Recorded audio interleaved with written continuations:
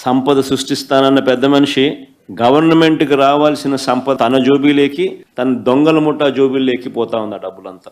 అంటే రాష్ట్ర స్థూల ఉత్పత్తిలో అప్పుల శాతం మా 5 సంవత్సరాలలో రాష్ట్ర జిఎస్డిపిలో అప్పుల శాతం 4.08% అయితే ఈయన హయాంలో 2024-25 ఈయన ఒక్క సంవత్సరం హయాంలో రాష్ట్ర జిఎస్డిపిలో రాష్ట్ర స్థూల ఉత్పత్తిలో అప్పుల శాతం 5.12%.